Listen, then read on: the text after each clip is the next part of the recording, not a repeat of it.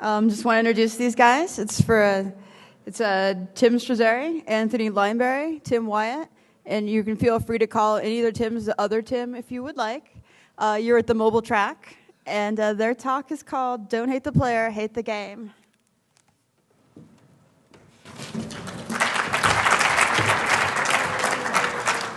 So as I was just so kindly introduced, I'm Tim Strazzeri, and you can call me different Tim or other Tim or anything like that. That's the original Tim.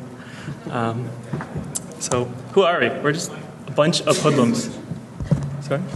So we're just a bunch of hoodlums from Oakland. Anthony actually runs HoodSec, so if you're ever in the area, you should come by, drop us a line.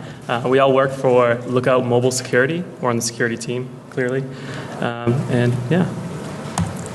So today we're basically going to go throughout this presentation, we're going to discuss about the Android platform, how patches are introduced into that platform, and then we're going to talk about how we track that on devices and the critical vulnerabilities of Android that have already come up in the past. From this data we've gathered, we can see some interesting metrics on the exploit half-lives, and I think it's pretty interesting. So to start off, we're just going to go into a little background about the Android platform. To understand how patches work in the ecosystem, we first need to know what exactly we're patching and what are the components of this system and how the ecosystem actually works. So as we can see, the Android project is pretty complex. We have lots and lots of lines of code, and in the blue you can see the external open source libraries that are included into it, and in the red that is Android specific code. So included in that blue, we have over 115 open source libraries that are actually bundled and shipped onto production level devices. We weeded out test libraries and other libraries that actually aren't shipped on devices. So you can see actually from the left-hand side, we have Cupcake, and then we go all the way up to Master, which is where Honeycomb is presently residing. And we can see through that whole entire thing, about 60% of that code is, again, the open source libraries. And then as we look deeper into that code, like what is that code? We have NCC, we have C++, and we have Java. Java is in the green, C++ is in red, and NCC is in blue. So we can see that over 60% of the code is consistently native code. This is where you often find many of those exploits.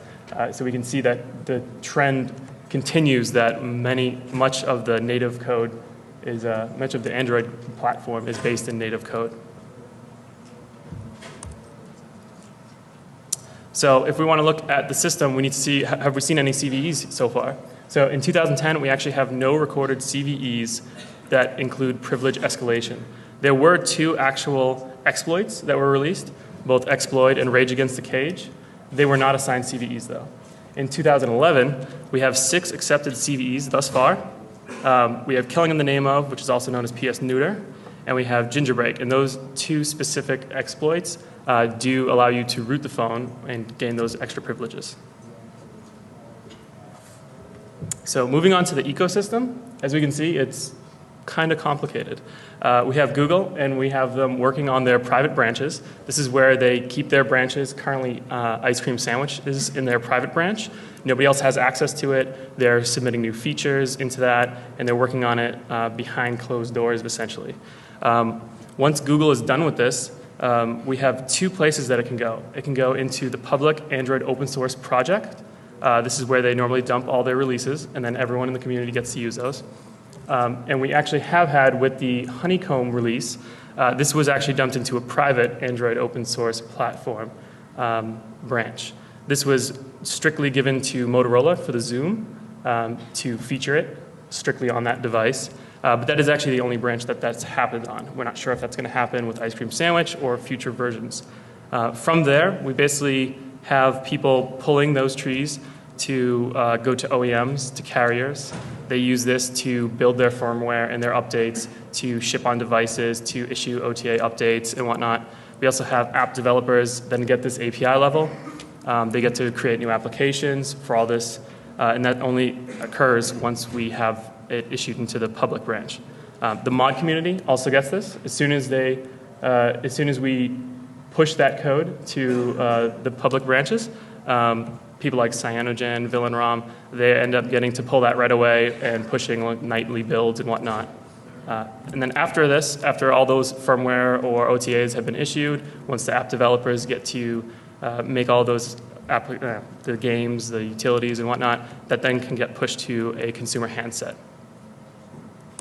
Another important part of the platform is the compatibility test suite. Prior to releasing pretty much any update, no matter how big it is or if it's a new release, a OEM or a carrier must pass this test suite. It's basically to ensure compatibility with all the applications that developers are creating and to make sure that people aren't breaking the phones, they're not changing the internal frameworks, and then things that are meant to work just stop working. What's been added into this suite of tests is actually a really great thing. It's all the security-based tests around this. These tests include things like checking for set UID, native applications, check to see if there are any bad signers on the device that we don't want to ship with, debug signers, test signers, and recently we've even seen the addition to checking for vulnerabilities, like the gingerbread exploit is actually being checked for in the CTS suite. When a OEM performs this test, they are not allowed to actually have their release certified as Android compatible if they fail these tests. So if they were going to release something, it needs to pass this 100%. Otherwise, Google calls this a Android-derived release. So it's not actually Android compatible, and they're not allowed to use things like the Android trademark. So now what I'm going to do is I'm going to go into how we ended up tracking these patch cycles and what information we've used to track them. Basically, why did we want to do this? Well, we're nerds and we like that kind of stuff. But on top of that, we just like the mobile patch cycle. Like, what actually is going on? We know people say, I want cupcake, I want donut, I want all these ice cream treats. But what does it actually mean? Do they just get new features? Are there security patches really getting rolled into them? What happens to these exploits? When do they disappear? It's important for us as users and as admins, as carriers and OEMs to realize what's going on with these security patches. If none of them are getting fixed, then we could be at risk. What is the exposure to these exploits? And then two specific questions that we're looking to answer are, where are we now? Android's been out for a while. We've had some excellent releases that have come out, but how are we doing on patching? Are we actually patching these vulnerabilities? And then where are we going? Are we on track? Are we getting better? Are we getting worse as the time's been going on? So how do we collect this? Essentially, we've used our product Lookout. We've been collecting anonymous aggregate data. There's no individual user data. We cannot tie this to individual people. And every time the device checks in, it lets us know little things like what's the firmware, what is their device model, and what's their manufacturer. We have over 10 million unique devices seen. And so this gives us a good sample set to look at with all these different new Android devices that are constantly being released. So essentially, we identify the builds. So we have this code that basically goes in, and each device has this build ID code. It's a short identifier, and it's set on in the get prop in the actual system. And it basically looks like that one down at the bottom, which is FRG83G. This is a significant one because this is actually the last Froyo build that was built by Google and certified. And it's actually broken up into the family, which is the first letter. The second letter is the branch. We have the quarter since Q1 2009. That's the first release of Android. And then the day within the quarter that was released, and sometimes there's a minor revision. So to continue with identifying these builds, inside the actual Android open source project tree, there's these tags. And the tags are basically a declared snapshot that has been tested by Google and that has essentially been certified by them.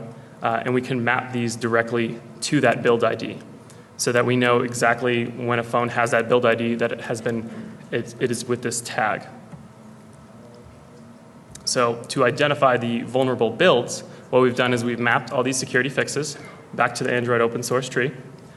We've done this, and we now know exactly which tag that is in.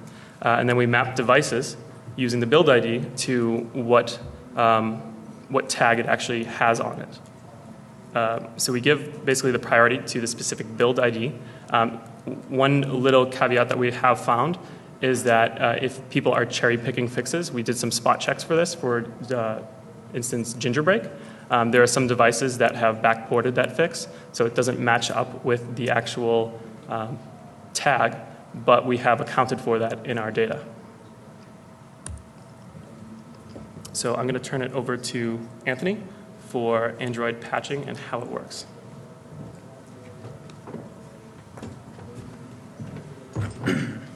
Thanks, Tim. So when we find a bug in the Android open source tree, one of the first things that's going to happen is Google's going to commit a fix for that into their internal tree. Obviously, that test is going to be reviewed before it merged in. There's actually a site, I don't remember the URL, but you can actually check out what's being reviewed, the various patches, things that get rejected and what gets merged in. And that's actually a great way to find vulnerabilities that have been patched in the tree before anyone really knows about them. And a lot of times they'll take these fixes, if say they patch something in Gingerbread and it also affects Froyo, they'll end up backporting that to 2.2 after the fact.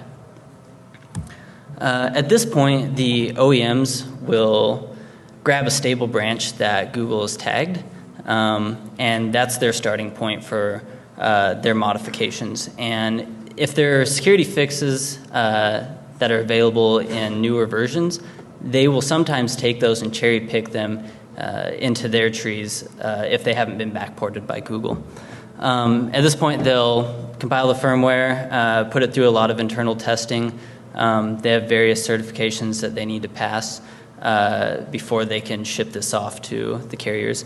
As we mentioned, the firmware must pass the CTS suite before we can really go forward with it. So after the OEMs are done with their build, the carriers get this, and they'll add their own stuff on there as well, applications that they want to ship, etc. They obviously do, because they're in charge of the infrastructure, they're going to do a lot of testing to make sure this isn't going to cause everything to come crashing down. Once we make it through basically this gauntlet of testing, we want to push the firmware out to the consumers. So this will either make its way to the consumer as a already flashed ROM when they buy a new device, or as an OTA update. And the user can accept this update or not install it. And there are certain cases where people won't necessarily want to install these updates. So we have this entire basically a community of people that they want to be able to use these vulnerabilities as a way to open up their devices. The OEMs and the manufacturers don't necessarily want you to be able to do whatever you want with them. And there's obviously a lot of fun things, customizations that you can do if you're able to unlock these. Most of these bootloaders are ship locked. There are a few in devices like the Nexus 1 and Nexus S where the bootloader itself is unlocked. Basically this means that in its locked state it's still going to do check signatures of the images that are being pushed down to make sure that they do in fact come from the manufacturer or the carrier. But from your computer, you can plug your phone in, use their tools, and unlock the bootloader so that you can flash on your own custom ROMs without having to use any vulnerabilities to do this. So as we said, in the mod community, vulnerabilities are looked at completely different. This is a vehicle for them to unlock these phones or root them. And a lot of times the entire community, they kind of just ignore the security issue around it and don't really pay it any mind. Another problem with these issues, or with the vulnerabilities being used for this, is that obviously if you find 5 ways to root a phone, you're not going to release those all to the public right away. You're going to sit on those, and as one gets closed up, then you're going to trickle another one out. And we've even seen instances specifically where Gingerbreak, Sebastian Kramer, the guy who originally found that bug, I believe in his blog, he said something along the lines of, I have an exploit for gingerbread, but I'm going to wait till a few more devices come out so that this doesn't get patched right away. So while all these people that are modding their phones with these exploits are having a great time, the rest of us are running around with phones that are completely open to a lot of undisclosed vulnerabilities. And you have to remember that in the big picture, the community surrounding these modifications are very, very small compared to the entire user base of Android users. So what if you have a phone that's already been rooted? You're running a custom ROM. Well, there's some other problems. Or no, that's the next slide. So one thing that is good about these custom ROMs is that you can actually get security fixes faster than you might from some of the OEMs because they're smaller teams building these, they're a lot more agile. They don't necessarily have to do all this testing and whatnot that the manufacturers are required to do. So they can cherry pick a security fix, put it into their ROM, and release an update with a very quick turnaround time. One thing, though, is that because of the nature of these custom ROMs, there's no way to do this as an OTA. So you have to manually update your ROM. But we have things like ROM managers that basically, as updates are released, you can use these to be notified and install the updates. So some of the bad things about custom ROMs is that much like some of the OEMs that add on a lot of third-party code into the source tree, a lot of the custom ROM guys will add in their own code as well. Special features, sometimes even in the kernel, application layer stuff. And we don't really know anything about whether they're using the CTS suite. I would hope that they do, but it's really up to them. And so there's no guarantee that anything that Google is requiring manufacturers to make sure that they're patched against, there's no guarantee that custom ROMs are going to be patched against that stuff. So let's talk about some of the critical vulnerabilities that we've been tracking through our patches. So one of the biggest critical vulnerabilities, in our opinion, is Sebastian Kramer, because he finds everything. As far as if you follow any of the Android root exploits, he's the guy who finds every single one of those. So some of the ones that we'll talk about, this is not actually one that was found by him. This is CVE 2010-1807. This is a WebKit NAN float parsing bug that allowed remote execution. This bug in itself didn't give you root, but this can be layered with a kernel bug, or if you exploit something that's using WebKit and it has permissions to access other data, you don't necessarily need to be root to do that, so you'll have access to that data as well. This bug was disclosed in 2010 in May and was actually patched in November of 2010. So there was kind of a large gap there, and it was only patched in 2.3 and was never backported to 2.2. But the reason for this is because 2.2 and 2.3 were never actually vulnerable to this bug because of some compiler settings. It only affected 2.0 and 2.1. The reason that they did end up patching it in 2.3 was just general paranoia, just to make sure that this wasn't going to come back and get them. So the next one, exploit. Once again, we've messed up a slide related to exploit. The information on this is for Rage Against the Cage. But what exploit was an unchecked U event, an unchecked origin of a U event that you could send from user space up into the kernel and manipulate some of the hot plug stuff in initd to execute commands as root. And so ignore the disclosure dates up on the screen right now. The actual disclosure was July 15th of 2010, and it was patched both in 2.2 and 2.3. They didn't need to backport it at that point because 2.3 hadn't been released yet. But that was 4 days later on July 19th. So Rage Against the Cage and Zimperlich.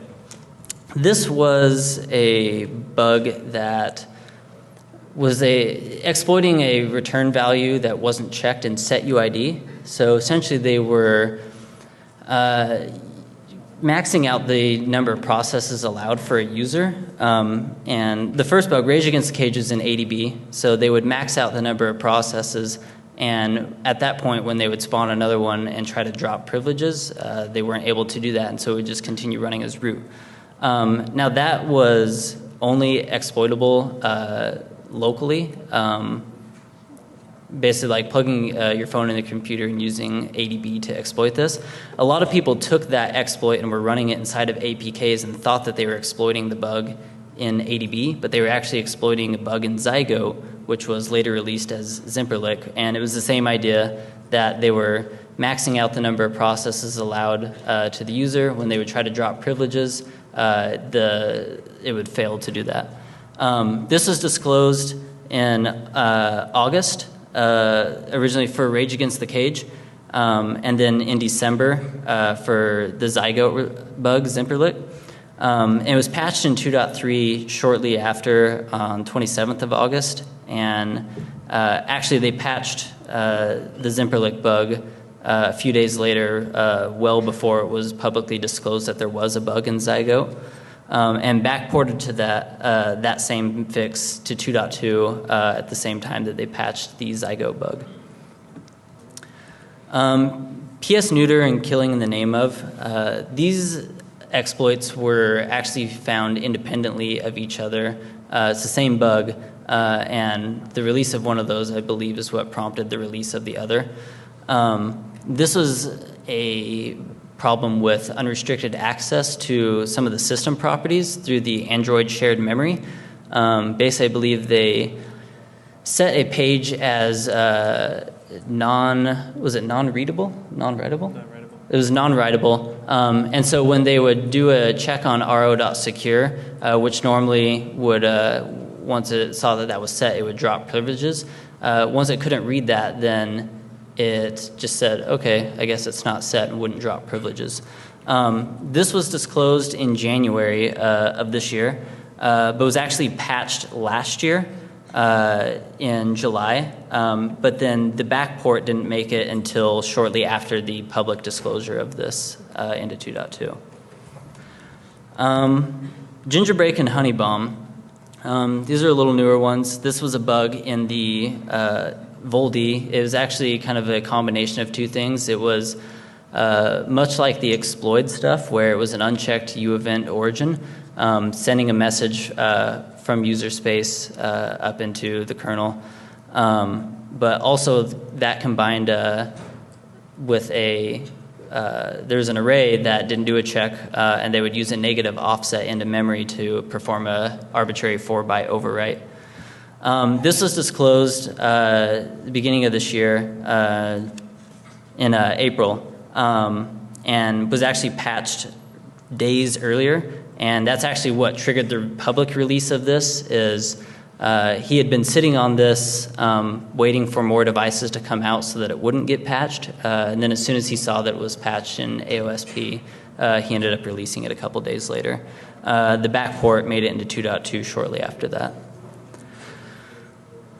So now Tim's going to come back up here and talk about some of the malware that's been using these exploits.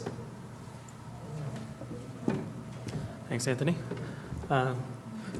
So in the course of collecting lots of malware samples and whatnot, we have seen quite a few, a few and quite many variants of them that have been using these exploits.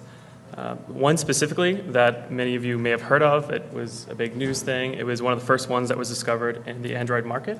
It's been called Droid Dream. It was publicly disclosed on March 1st.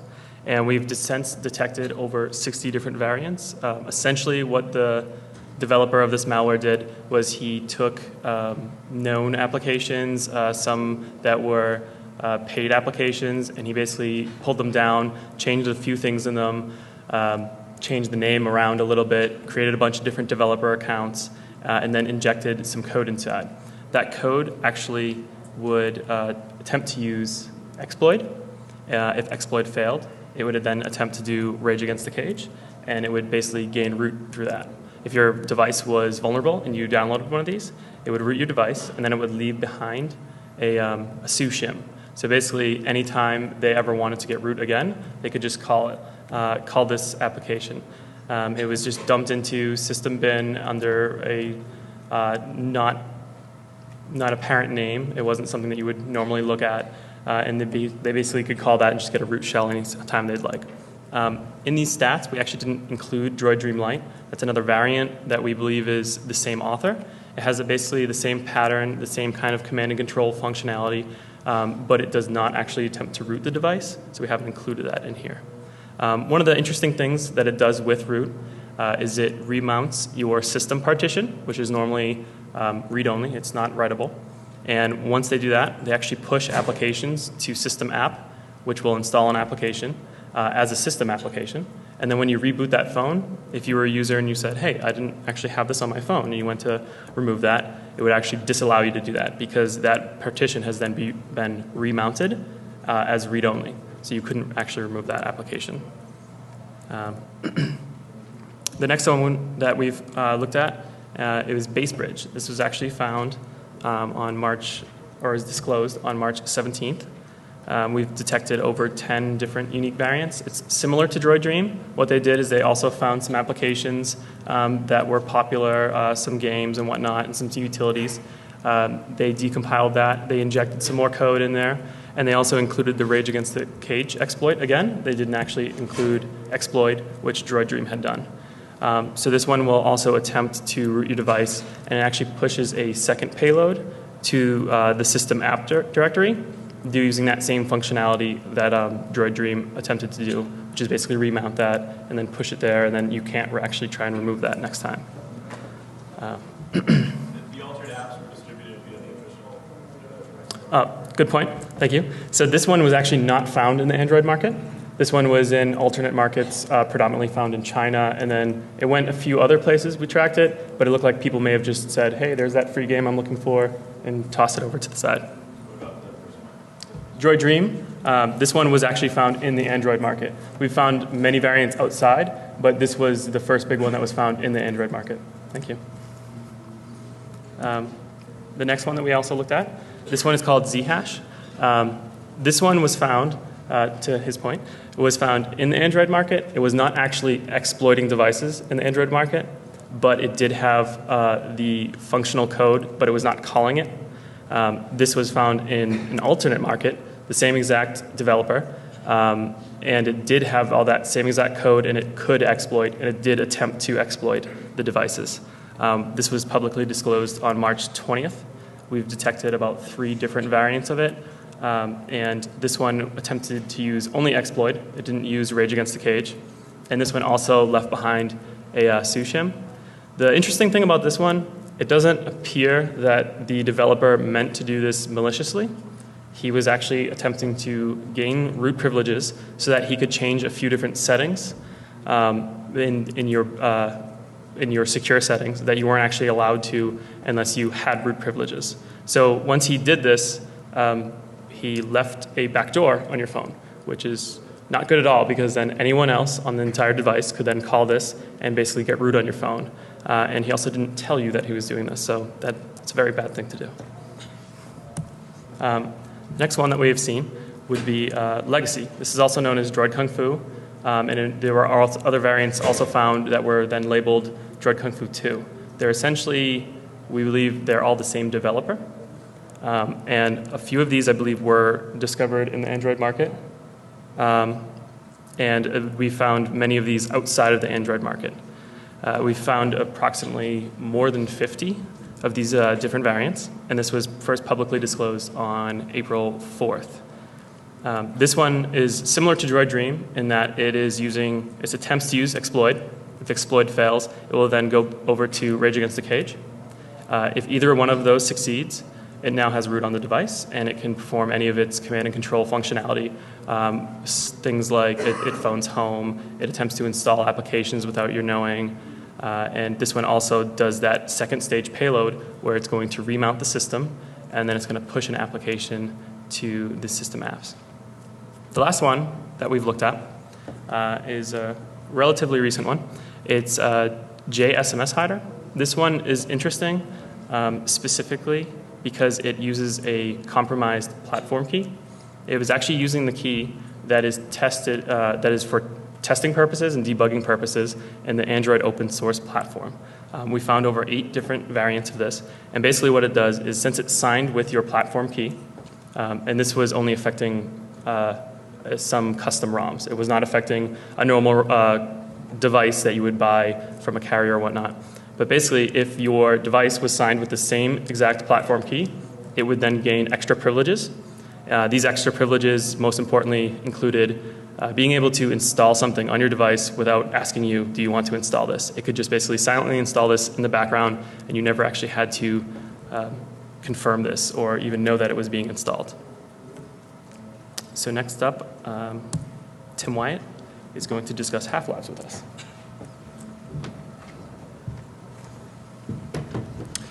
So all of this is set up for the data that we're going to be talking about today.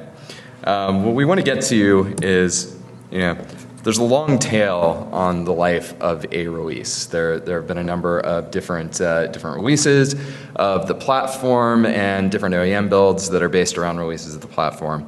And these things come and go, but they tend to stick around for quite some time, even as they decrease in prevalence. So we wanted to look at how many weeks does it take for 50% of devices to get updated to a patch level that we can map back to the tree as having some of these vulns addressed.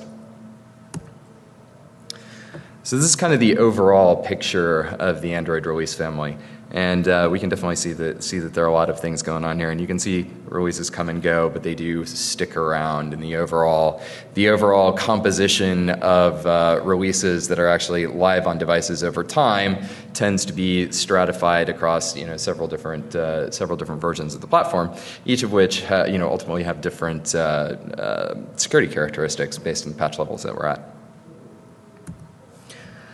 So let's have a look at a good release cycle. And if you look at the Nexus One, the way that we're mapping these things, it's kind of the key that we're mapping everything else to, because the Nexus One consistently over time has been the first device that's gotten an official build of different snapshots from the Android tree.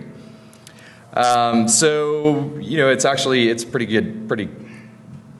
good example of what can be done right.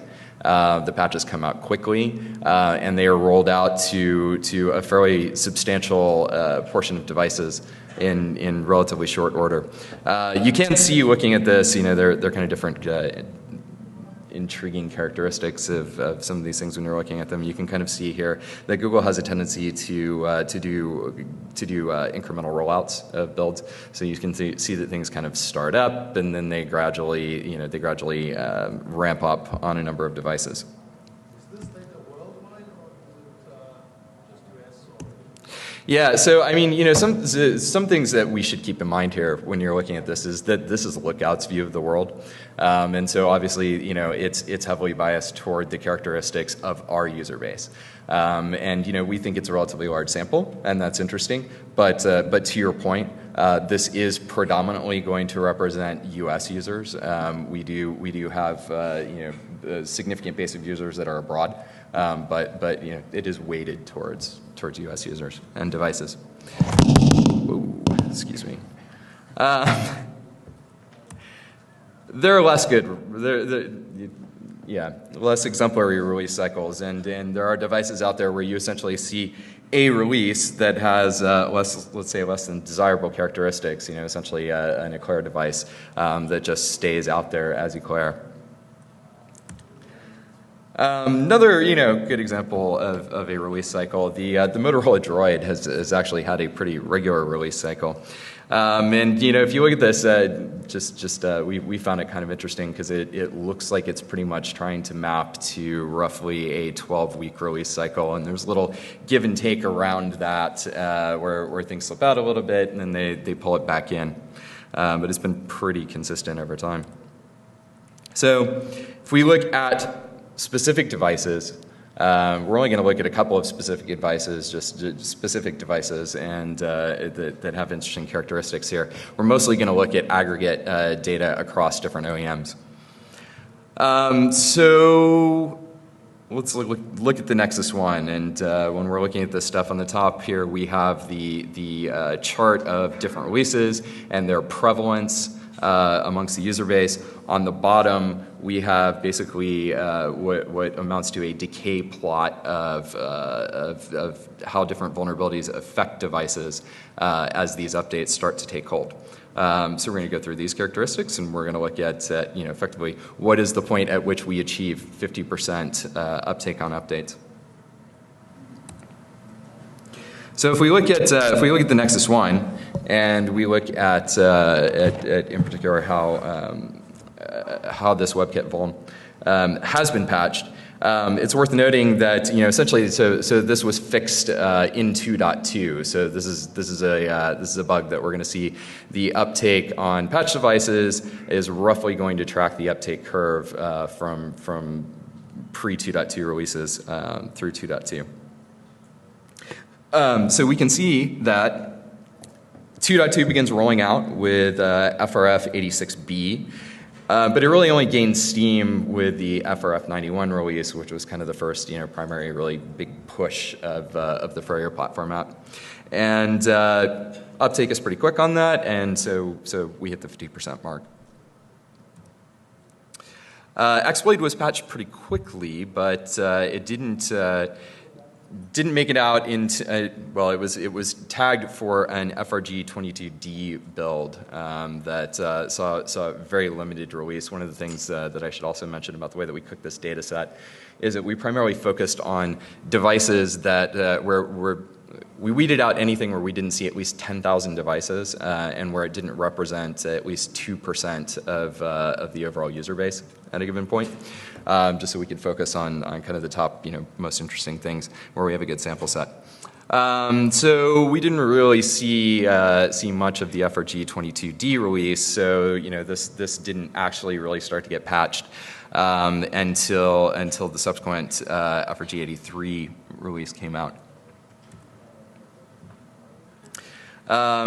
Rage Against the Cage and Zimperlich are going to tend to track each other pretty closely, because while I think that they were patched a ways apart, the public releases that they were actually fixed in are really down along the same lines. So you tend to see one is prevalent until they both disappear. And it took basically 26 weeks for half of the devices out there to check in on a revision that we call patched. And for killing of the name of the Ashman Bowl, it got a little bit better uptake there. It was actually disclosed after it was patched in the gingerbread tree. So while the bugs were fixed then, we don't start to see patch uptake on it until gingerbread starts to get traction. And Gingerbreak, things got a bit better here, and we only went 3 weeks before for a patch to be available on the Nexus. So overall summary of things: we have 9 weeks on WebKit, we have 12 on Exploit, 26 on Rage, and killing the name of 9 weeks, 3 weeks on Gingerbreak. So the overall Google devices pretty much dominated by the Nexus One. These things are essentially the same. I mean, the Nexus S is rolled in here too, but it's a far less prevalent device in our data set. And so these things really end up tracking each other pretty closely. So looking now at the overall characteristics of HTC devices, we can see it's a little less frequent of a patch cycle than the Nexus One is. But overall, we see things pop up, gain a lot of prevalence, and show up in the tree. So again, looking at the WebKit, we have 9 weeks basically before we start to see 50% uptake on Froyo. So yeah. So devices that report FRF91 actually carry the majority of what we've seen from HTC devices well into this year. This starts to swing down as we see devices that are reporting gingerbread, but we don't really see it drop below the 50% mark until 49 weeks into past disclosure. And for Rage Against the Cage and Zipperlick, we're getting there. But we still haven't seen it pop out. Now, we've spot checked devices, and we can definitely see that particularly some of the devices that are shipping more recently have actually had the fixes cherry picked down. So we did work something into the data set here where we can basically track that as kind of a separate point and do some accounting for that. Yes.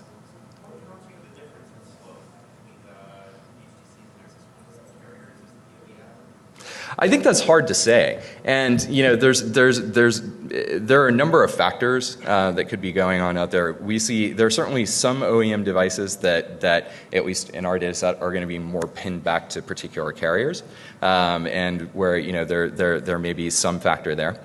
There are definitely OEMs that tend to have devices spread across multiple carriers, so we may see some differences there, and there's just user choice in some cases. Are people actually taking an OTA update when it's available or not?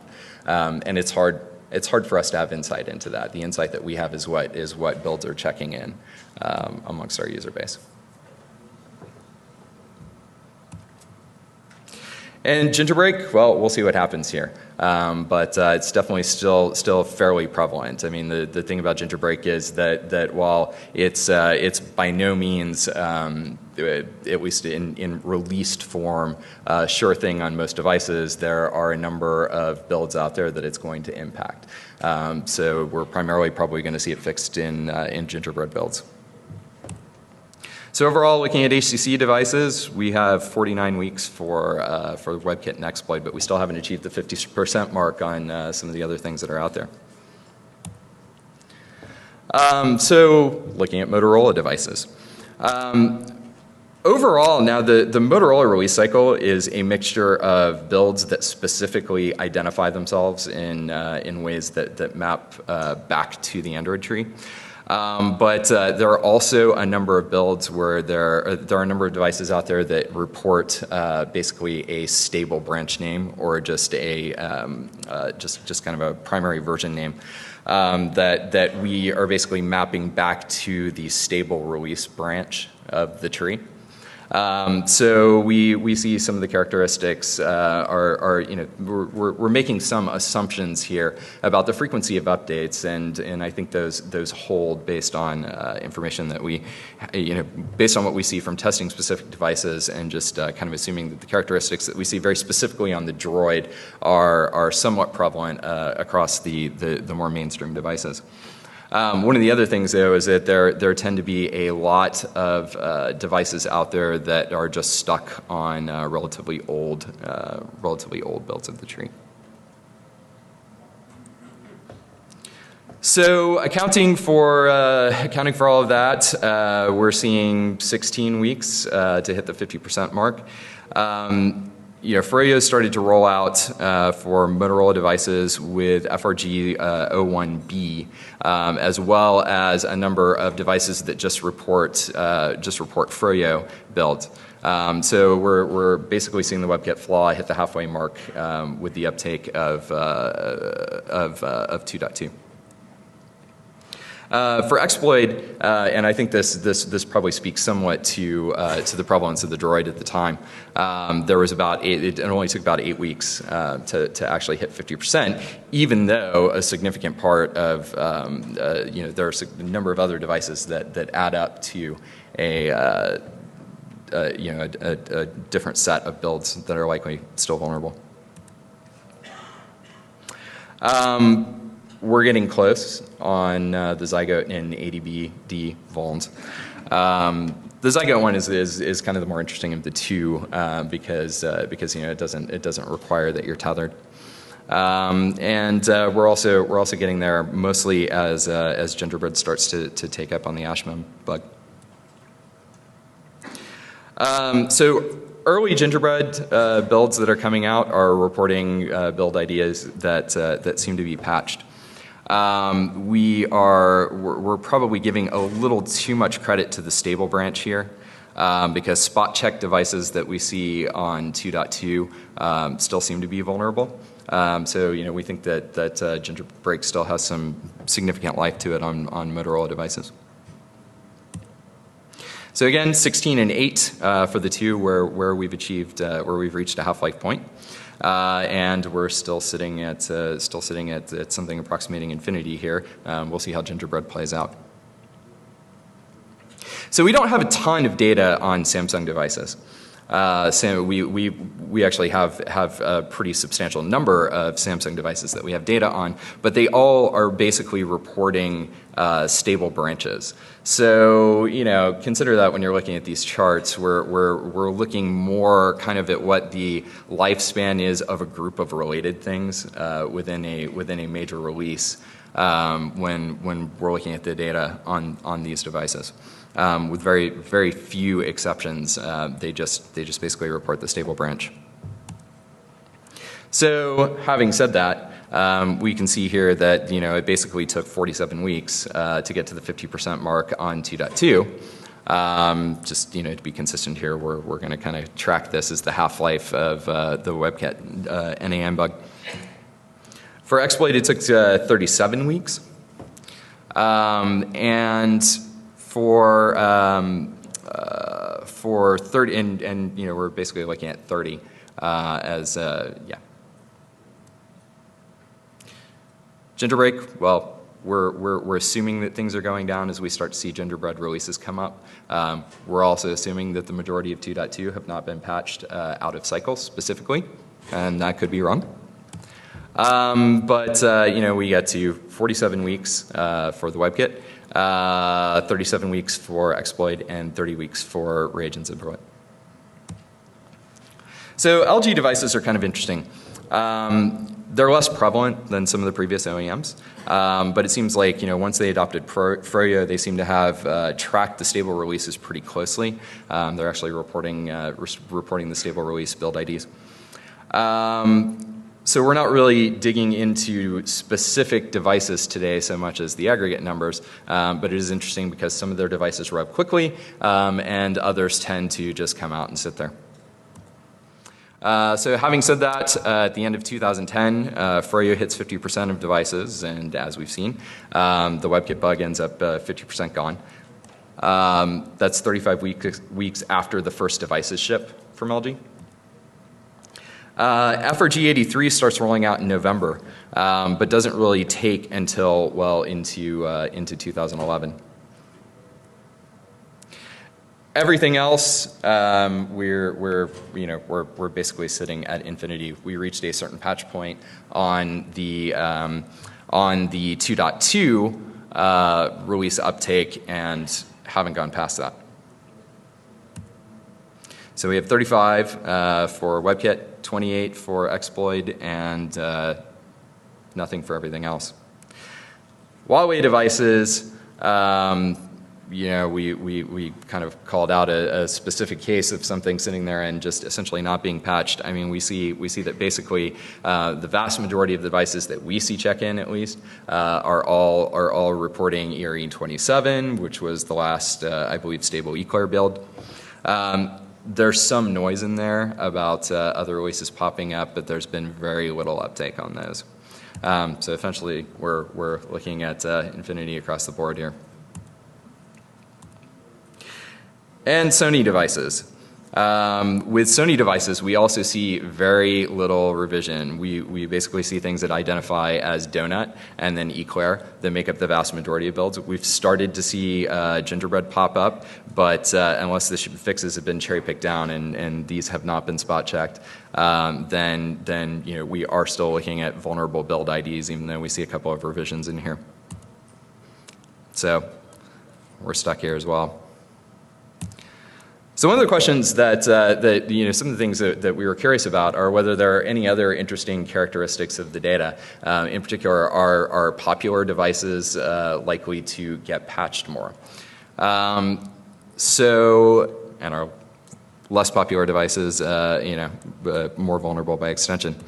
So these curves have confused just about everyone who has looked at them, including me at some point or other. So let me try to explain what we're doing here carefully and see if I can get it right. So we're basically going to look at a plot of the total market share in our data set. We'll call that market share that a device has. And so we can see basically that in this case, looking at this curve, the top 10 devices are responsible for 50% of the total market share. So if we look then and we say that the top 10 devices are responsible for 40% of the exploit vulnerable devices, then we can see how vulnerability kind of tracks this popularity curve. So we can see that that it's kind of riding pretty much alongside of it here. If we look at CV 2010-1807, then effectively one of the interesting things here is that we're kind of looking at the ratio of 2.2 to 2.1 and earlier, the way that we're looking at things, and it does track fairly well below. So there across the board are pretty much fewer devices in the market that are running these builds. But then if we look at exploit, it starts to track in a lot closer. And if we look at Rage Against the Cage and Zimperlich versus the top devices on the market, we see that it's tracking in very closely. Looking at the number of devices that have been patched against the Ashmem vuln, it's tracking even closer. And Gingerbreak being a new thing, is pretty much tracking right along the line. So we conclude that exploitability isn't a popularity contest, and neither is patching devices. There doesn't appear to be any correlation really between device popularity on the market and its likelihood of getting updates. That appears to be pretty uniform across the set of devices out there. So looking quickly then at overall vulnerability rates, if we just aggregate all the data on all the devices out there. Again, we have this massive Android release family chart here. There are, I haven't actually counted, but there are a number of, obviously a number of builds involved here. So back, what does the overall vulnerability decay plot look like in aggregate for each of these things? So for 2010-1807, this is basically what things look like, and it looks like around the beginning of 2011 we hit the 50% mark. Exploit had a much longer tail out there. We can see all the way into May 2011 before we see significant patch levels there. Rage and Zipperlich have had a very, very long tail here, and we haven't quite reached the 50% mark. That's pretty consistent across all the OEMs that we look at, and it's very consistent in aggregate. The Ashman vuln, we've only seen about 25% of devices that appear to be patched against that at this point. And for Gingerbreak, the question is still open.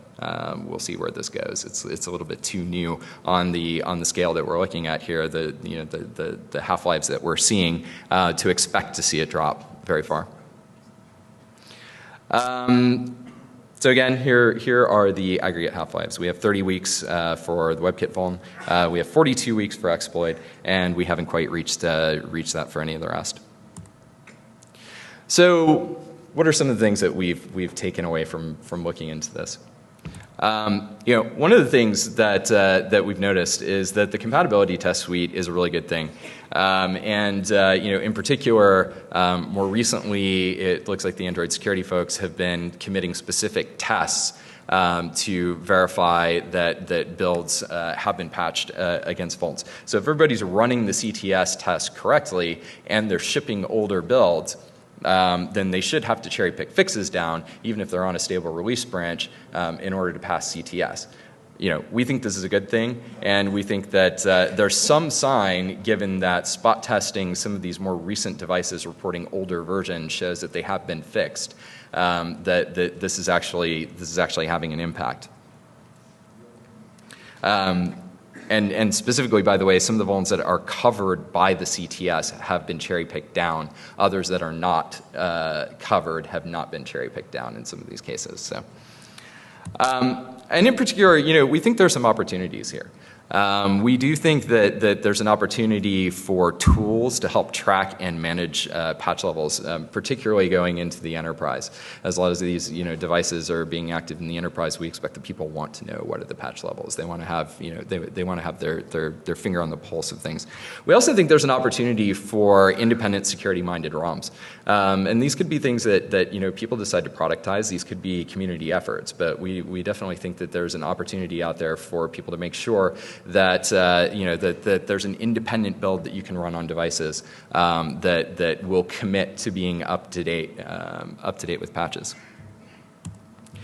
Other opportunities, consumers are adopting smartphones at an insane pace. So we think that security is a must for the consumer market.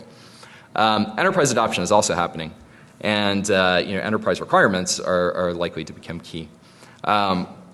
We think there's an opportunity here for device security to be a competitive feature. We think there's an opportunity for operators to help drive this forward with the OEMs and insist that more attention be paid, that releases get out faster, that devices be updated, that we actually treat this like a patch cycle.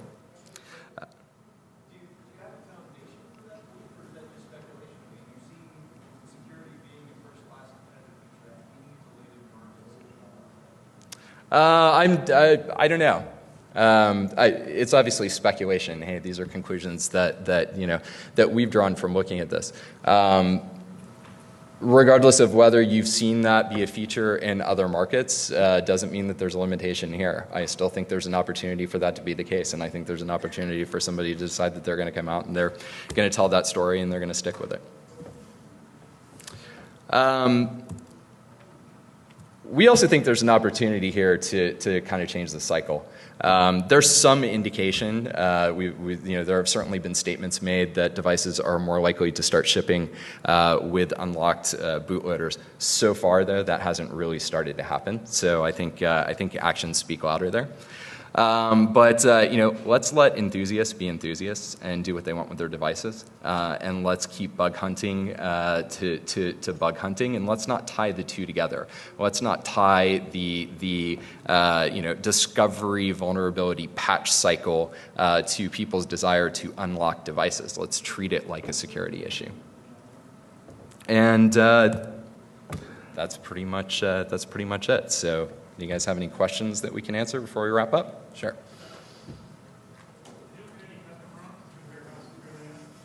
We didn't specifically look at custom ROMs, and it was one of the things that I actually hoped to do, but it turns out the actual prevalence of custom ROMs is very, very, very low, and there just wasn't enough data for us to look at it, so we didn't focus on it.